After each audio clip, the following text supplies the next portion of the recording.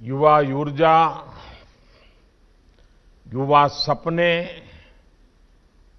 कितने अथाह है, कितने विशाल है, आप सभी उसके बेहतरीन उदाहरण हैं।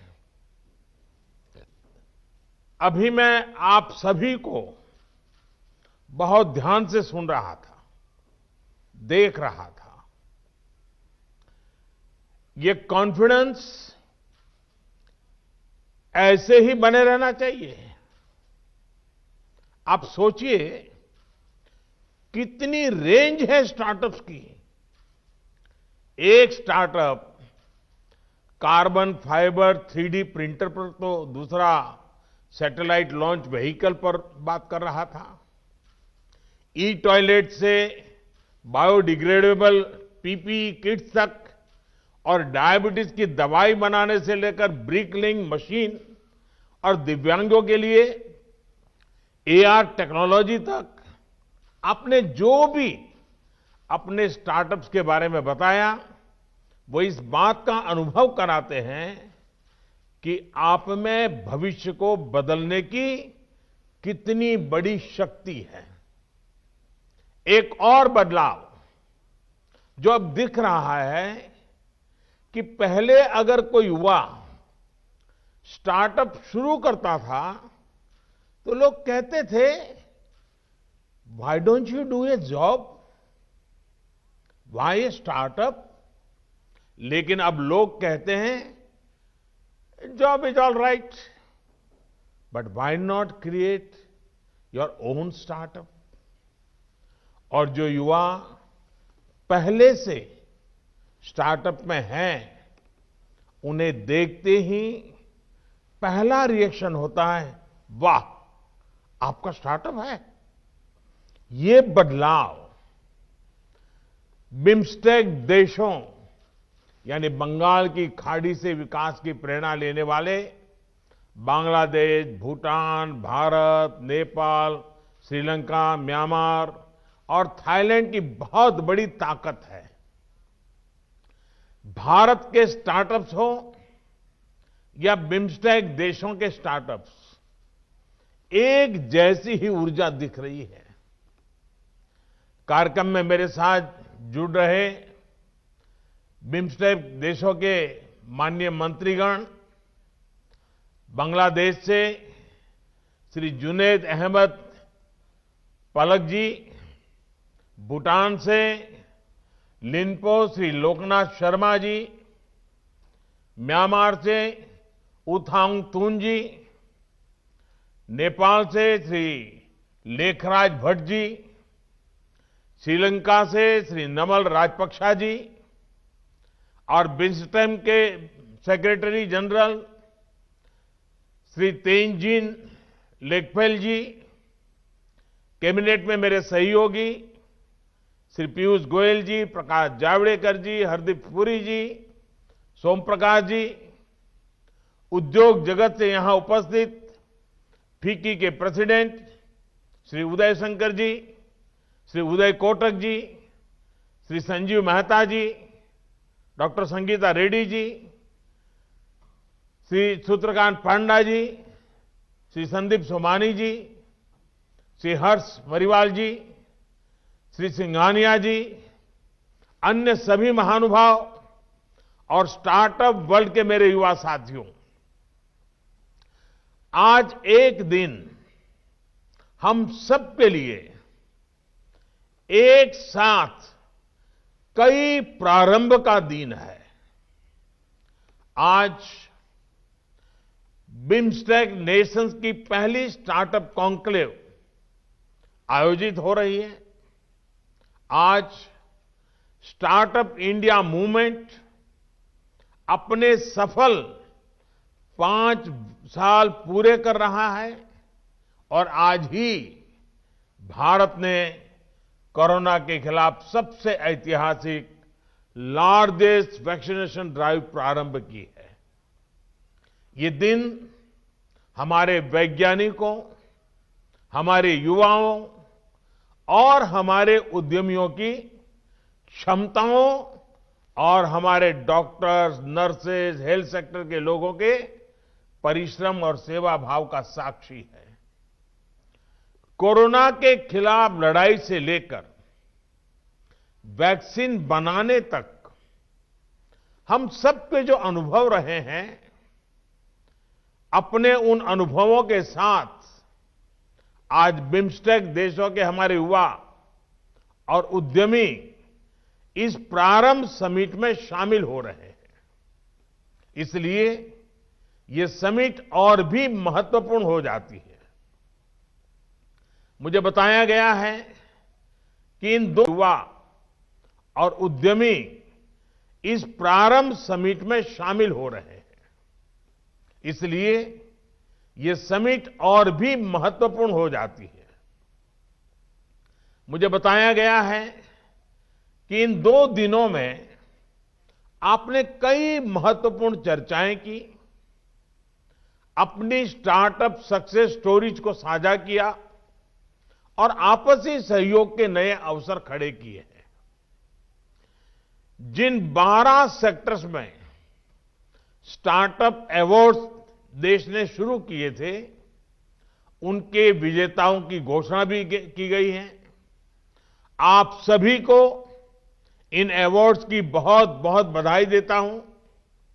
साथियों, ये सदी डिजिटल रिवॉल्यूशन और न्यू एज इनोवेशन की सदी है और इस सदी को एशिया की सदी भी कहा जाता है और इसलिए ये समय की मांग है कि भविष्य की टेक्नोलॉजी एशिया की लैब्स से निकले, भविष्य के एंटरप्रेन्योर्स हमारे यहां से तैयार हों। इसके लिए एशिया के उन देशों को आगे आकर जिम्मेदारी लेनी होगी जो एक साथ मिलकर काम कर सकते हैं, एक दूसरे के लिए काम कर सकते हैं, जिनके पास संसाधन भी हो और सहयोग की भावना भी हो। इसलिए ये जिम्मेदारी स्वाभाविक रूप से हम सब बिम्स्टेक देशों के पास ही आती है।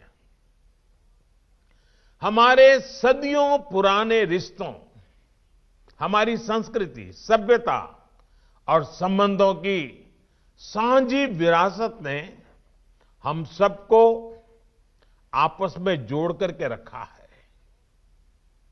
हम अपने विचारों को साझा करते हैं, इसलिए हम अपने आइडियाज भी और ज्यादा साझा कर सकते हैं। हम एक दूसरे के सुख दुख साझा करते हैं, इसलिए हमारी सफलता भी साझी होगी। इसके साथ ही हम एक साथ दुनिया की 1/5 पॉपुलेशन के लिए काम कर रहे हैं। हमारे पास कलेक्टिवली $3.8 ट्रिलियन जीडीपी की ताकत भी है। हमारे युवाओं में जो ऊर्जा है, अपना भविष्य खुद लिखने की जो अधीरता है, मैं इसमें पूरी दुनिया के लिए नई संभावनाएं देखता हूं। साथियों, इसलिए मैंने 2018 में बिम्स्टेक समिट में कहा था कि हम सभी देश टेक्नोलॉजी और इनोवेशन के क्षेत्र में एक साथ आएंगे। मैंने बिम्स्टेक स्टार्टअप कॉन्क्लेव की भी बात की थी। इसी संकल्प को पूरा करने के लिए आज हम सभी देश स्टार्टअप इंडिया इंटरनेशनल कॉन्क्लेव के इस प्लेटफॉर्म पर इकट्ठा हुए हैं। सभी बिम्स्टेक देश आपसी कनेक्टिविटी बढ़ाने और व्यापार के रिश्तों को गति देने के लिए पहले से ही लगातार काम कर रहे हैं। 2018 में बिम्स्टेक मिनिस्टर्स ने डिजिटल कनेक्टिविटी बढ़ाने के लिए इंडिया मोबाइल कांग्रेस में हिस्सा लिया था।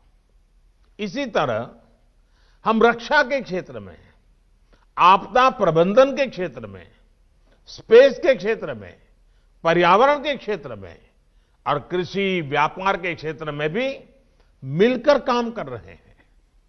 हमारे ये सभी क्षेत्र जितने मजबूत होंगे, जितने आधुनिक बनेंगे, उतना ही फायदा हमारे स्टार्टअप्स को होगा।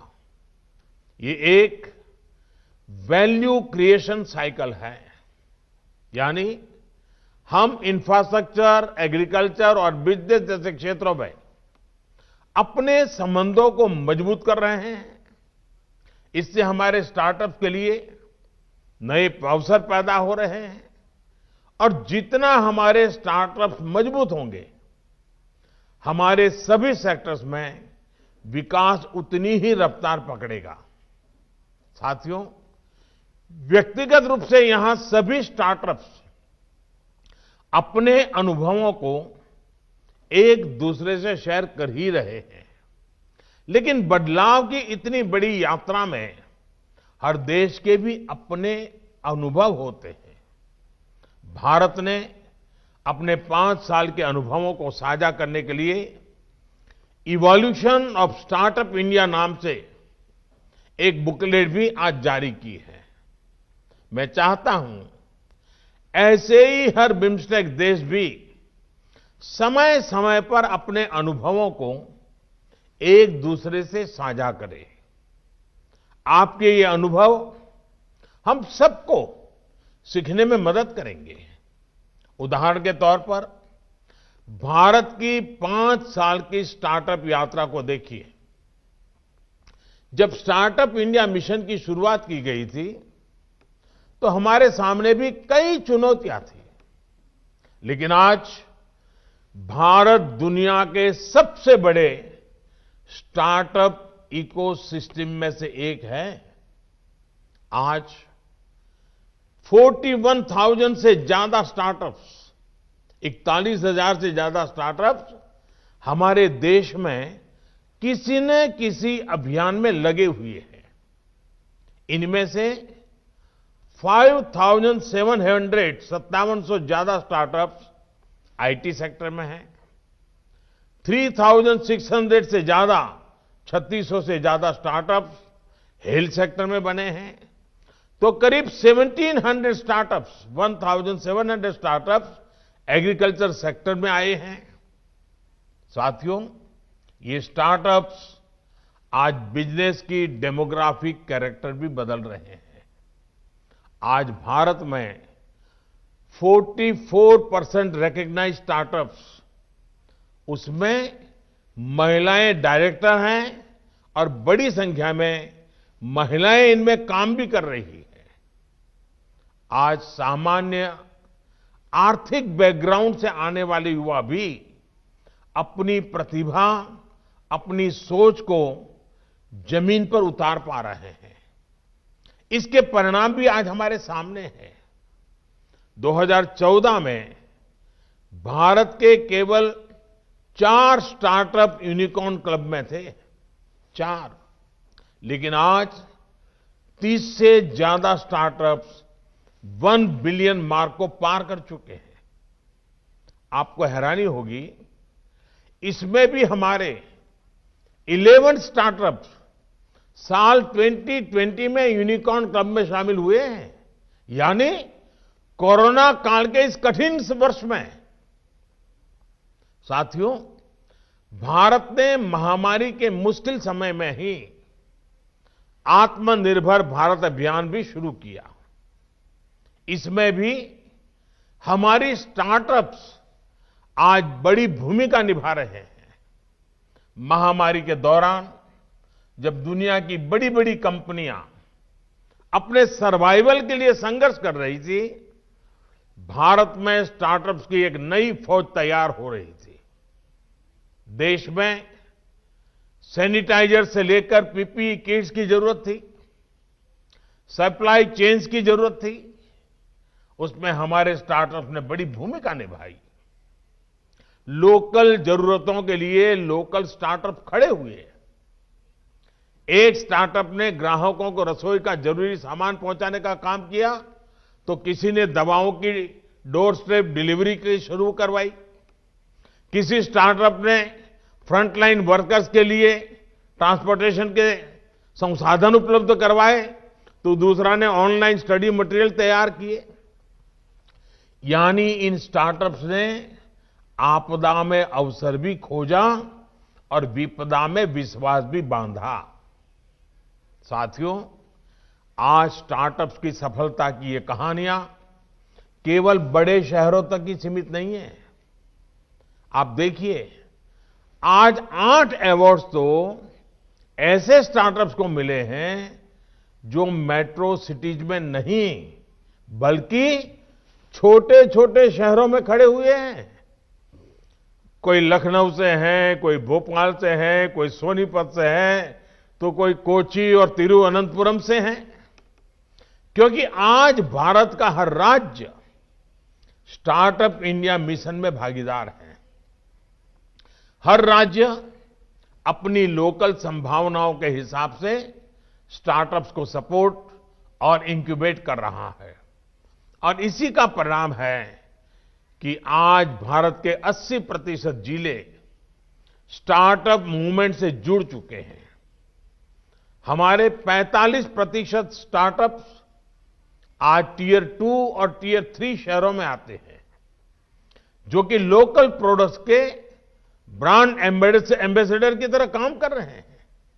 साथियों, आज लोगों में स्वास्थ्य और खान-पान को लेकर जो जागरूकता बढ़ी है, जो हेल्दी बदलाव हो रहा है, उसमें भी स्टार्टअप्स के लिए नए अवसर बन रहे हैं।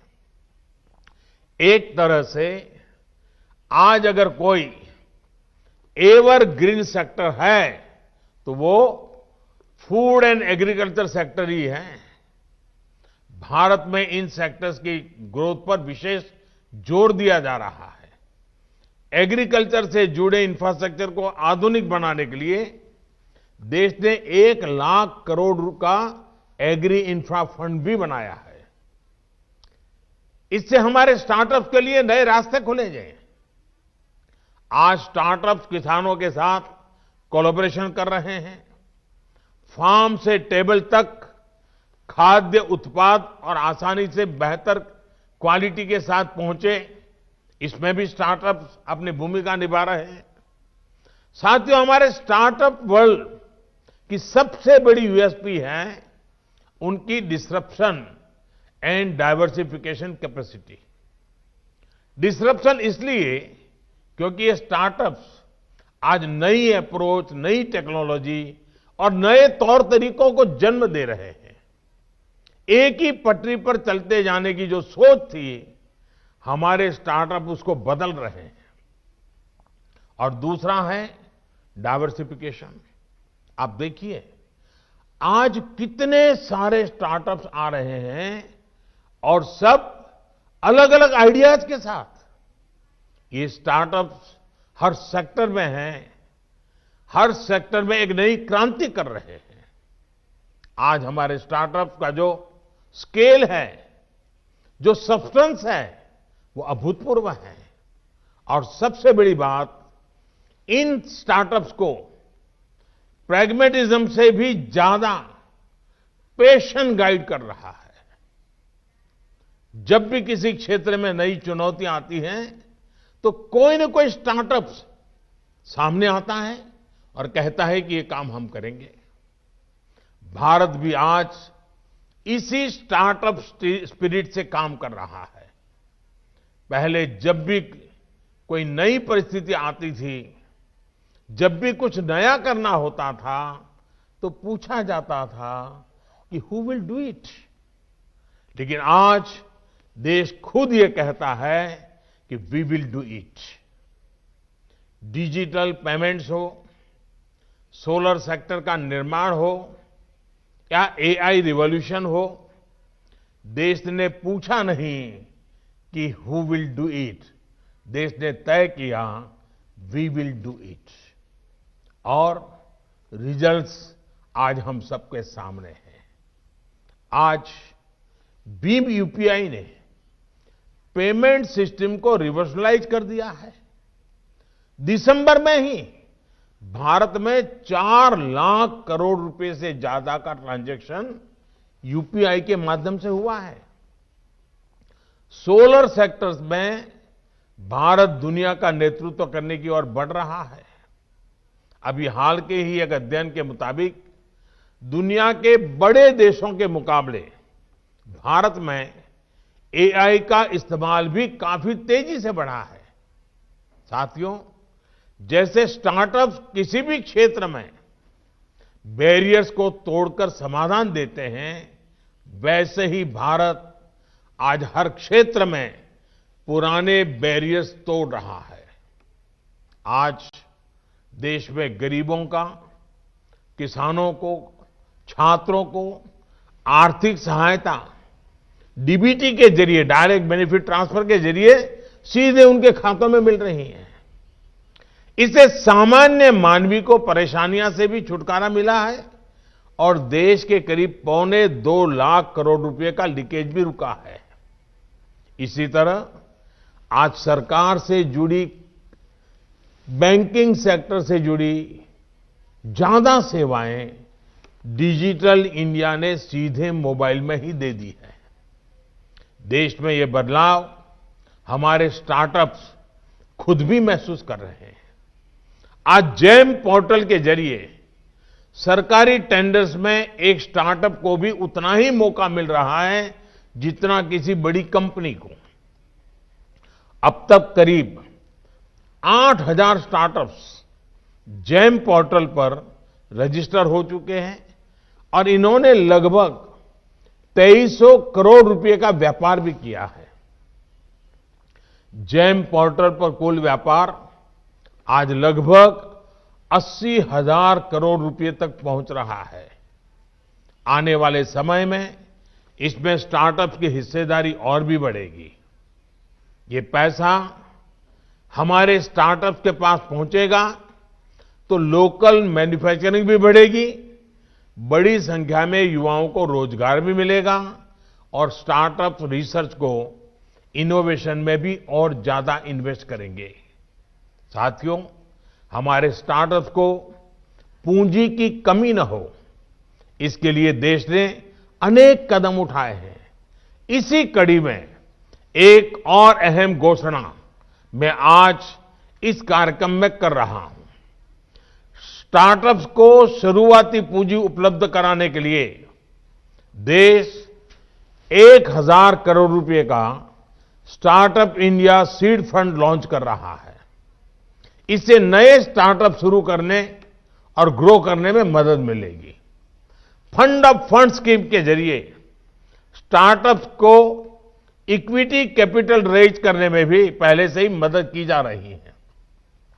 आगे सरकार स्टार्टअप्स को गारंटीज के जरिए डेट कैपिटल रेज करने में भी मदद करेगी। साथियों, भारत एक ऐसा स्टार्टअप इकोसिस्टम बनाने का प्रयास कर रहा है जिसका आधार स्तंभ of the youth, by the youth, for the youth का मंत्र हो। स्टार्टअप इंडिया अभियान के जरिए हमारे युवाओं ने इन 5 सालों में इसकी मजबूत नींव तैयार की है। अब हमें अगले 5 सालों का लक्ष्य तय करना है और ये लक्ष्य होना चाहिए कि हमारे स्टार्टअप्स, हमारे यूनिकॉर्न्स अब ग्लोबल जायंट के तौर पर उभरें। फ्यूचरिस्टिक टेक्नोलॉजीज में हमारे स्टार्टअप्स लीड करें। ये संकल्प by the youth, for the youth का मंत्र हो। स्टार्टअप इंडिया अभियान के जरिए हमारे युवाओं ने इन 5 सालों में इसकी मजबूत नींव तैयार की है। अब हमें अगले 5 सालों का लक्ष्य तय करना है और ये लक्ष्य होना चाहिए कि हमारे स्टार्टअप्स, हमारे यूनिकॉर्न्स अब ग्लोबल जायंट के तौर पर उभरें। फ्यूचरिस्टिक टेक्नोलॉजीज में हमारे स्टार्टअप्स लीड करें। ये संकल्प हम सभी बिम्स्टेक देशों का सामूहिक संकल्प हो तो बहुत बड़ी आबादी को इसका लाभ मिलेगा। सभी देशों के लोगों का जीवन और बेहतर होगा। मैं जब बिम्स्टेक से जुड़े साथी देशों के स्टार्टअप की सक्सेस स्टोरी देखता हूं, सुनता हूं, तो मेरी खुशी और बढ़ जाती है। मेरी बिम्स्टेक देशों के सभी स्टार्टअप्स को बहुत बहुत शुभकामनाएं हैं। मुझे विश्वास है इस नए दशक में हम सब साथ मिलकर इस पूरे क्षेत्र में स्टार्टअप्स को नई पहचान दिलाएंगे। बिम्स्टेक देशों के स्टार्टअप्स की ताकत का एहसास पूरे विश्व को कराएंगे। इन्हीं शुभकामनाओं के साथ आप सभी का बहुत बहुत धन्यवाद और आप सबको बहुत बहुत शुभकामनाएं। नमस्कार, मैं हूं मानक गुप्ता। अगर आपको हमारा ये वीडियो पसंद आया हो तो इसे लाइक और शेयर जरूर करें और हां, हमें सब्सक्राइब और फॉलो करना ना भूलें ताकि आप देश और दुनिया की कोई खबर मिस ना करें। तो जुड़े रहिए हमारे साथ और देखते रहिए न्यूज़ 24।